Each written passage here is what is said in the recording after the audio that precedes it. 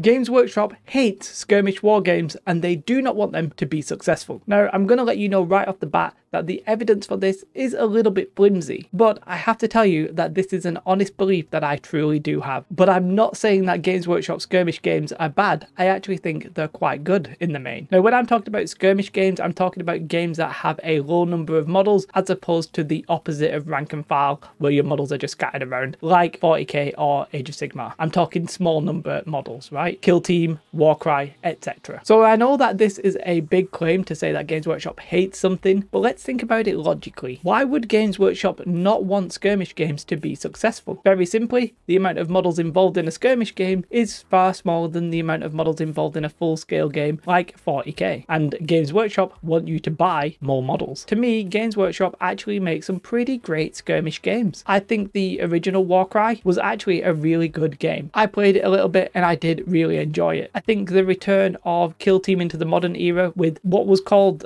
like the second edition, but really we're sort of thinking of it as the first edition, I think that game was also quite good. Yes, I think the wound system was a little bit weird, but overall I enjoyed the first edition of Kill Team. It wasn't really the first edition, get over it. Now, I haven't actually played the new version with the shapes instead of numbers, that's all a little bit weird, but it looks decent, I guess. I also really like Warhammer Underworlds. I think the rule set for that game is very good and very solid and quite enjoyable. However, to me, it's sort of like a hybrid between a minis game, a board game, and a card game, and it's just not a game that I overly gel well with. Blood Bowl is an absolute classic game, and I've played a bit of that in my time. Lots of fun, lots of randomness, great game. But for me, it sort of always felt like a math equation rather than a like enjoyable experience, but I can understand why people would enjoy that. And with Necromunda, I never truly played it, so I'm not going to talk about it. But really, my point is that Games Workshop overall makes some good skirmish games. I'm not saying that they don't make good games. I'm saying that they don't want those games to be really successful. I do think, though, that they deliberately sell their skirmish games in a way that will make them not super popular. But they realize that if they don't sell a skirmish game, then somebody else would come along and fill that market, and they don't want that. Something I think we started to see with X-Wing back in the day. That game really grew because Games Workshop didn't have anything sort of remotely similar, both in terms of its small playing area and super competitiveness. Well, small area you could argue Blood Bowl and stuff like that, but really I think X-Wing was sort of the start of this. There's an old British TV show called Yes Minister, actually one of my favourite shows of all time, but in it there is a character called Humphrey, and he explains why the UK was originally in the European Union. Now don't worry, I'm not going to get super political, but he said we were in the European Union to basically cause trouble in the European Union, and we really didn't want it to be a thing. And that's sort of exactly what I think Games Workshop is doing with skirmish wargaming. They are essentially in the market of skirmish games to block other competitors from taking the market away from them, but they do not want you to play skirmish war games exclusively because they would be selling you less models, and why would they want that? To me, they very clearly want to make you progress to one of their bigger games like 40k or Age of Sigmar. Let's look at how Kill Team returned to the modern era and how it was sold. Now, I may not remember this exactly, but it'll be close enough. So first we got the main standard edition, the new box. Then I think we had Rogue Trader with some additional factions quite soon after the initial box release, by the way. Then within about 3 months of the launch of the first box, we got the Champions upgrade. Then a couple of months after that, we got Kill Team Arena. And then I think maybe like 6 to 9 months after that, we got Kill Team Elites. Now, there have been other releases scattered around like a General's Handbook and stuff like that, but that's basically how it came out. Now, you might look at that and say, Jay, that's obviously a well-supported game. What are you talking about? It got like 5 major releases within the first year. Obviously, Games Workshop wanted that to do well, and 3 of those releases were actually major expansions to the game. But I personally believe that that release schedule was not to maximize the amount of players playing that game. It wasn't trying to get people to start in Kill Team. It was trying to maximize the amount of money they made from people who were playing Kill Team, who they basically got in from the first box. And you can tell that because the rule expansions were not trying to get new players. They were trying to convert the players who already had started in that game into expanding into bigger and bigger versions of the game, trying to move you into 40k essentially. I simply don't believe that expanding your rule set would have been how you would appeal to new players of the game. It would have simply just added complication, and I think that would have put people off. So if they weren't trying to get new people to play the game, what were they doing? You could argue that maybe they were trying to keep the game fresh for the existing players. Well, I don't think you necessarily need to freshen up a game that's that's less than like 6 months old. 3 major gameplay expansions in about 12 months feels a little bit quick to me and unnecessary. I think Games Workshop basically made a hype train for Kill Team and they rode it hard. They rode it hard for about a year, and then they sort of slowed down the amount of releases for 2 years. And they did that simply to make money, which is fair enough. That's a business, what they're inclined to do. Now, you can argue that maybe COVID impacted the release schedule. I personally don't think so. To me, this is sort of like standard Games Workshop practice, so I would not be surprised if it was intentional. Now, they did do a little bit of a similar thing with Warcry, but to a lesser extent. Warcry, we basically got the first box, which was all good and decent. Then you obviously had the minor like factions being added, but we also had 2 key books. We had Monsters and Mercenaries, and we had the Tome of Champions, all sort of relatively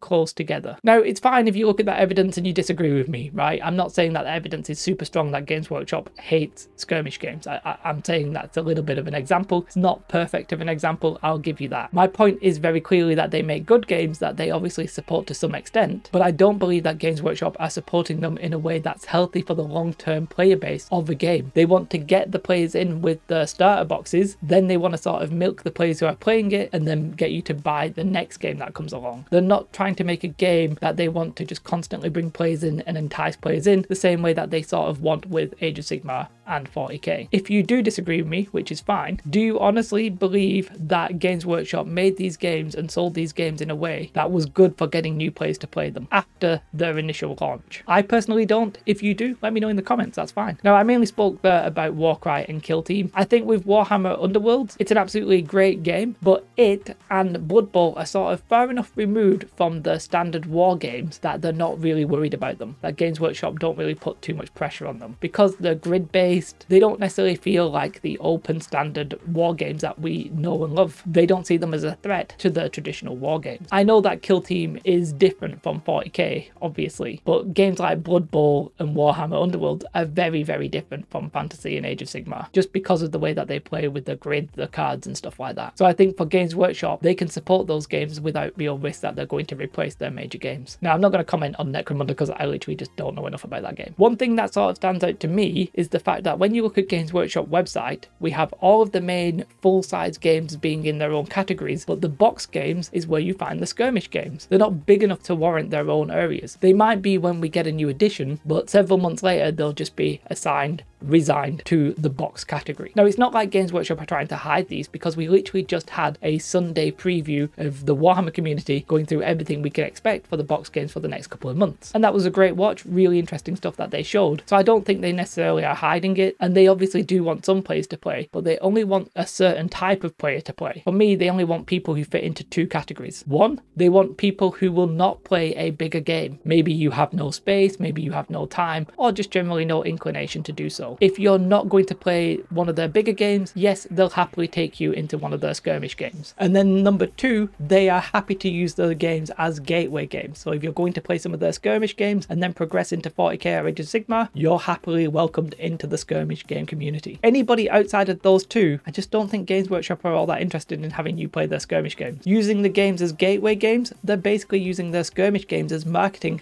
for their full-size games. Essentially, they're trying to give you your first hit of plastic crack at a lower price. And then for the gamers who wouldn't be playing their full-scale game, yes, of course they'll take your money. Why would they not want your money? They would rather have you not playing X-Wing. They don't want you playing Marvel Crisis Protocol. They want you to buy their products and hopefully maybe try and convince you to progress to a bigger game over time. So they will take you. But I do wonder if that plan is actually failing at the moment. Marvel Crisis Protocol seems to be a game that is on the rise. It's quite popular and getting more popular. And I do wonder if Games Workshop's support for its skirmish games is actually one of the reasons it is so popular. I think they've left the door open slightly ajar, and I think Atomic Mass Games are trying to push their way through it. And with the rumoured Star Wars skirmish game on the way, things could get very interesting in the skirmish wargaming community soon. So yeah, I know that the evidence for this subject that Games Workshop hates skirmish wargames is a little bit weak. It's just that when I think about it logically, I can't see why Games Workshop would want to be in competition with their bigger games. Why would they want to take you away from 40k or Age of Sigmar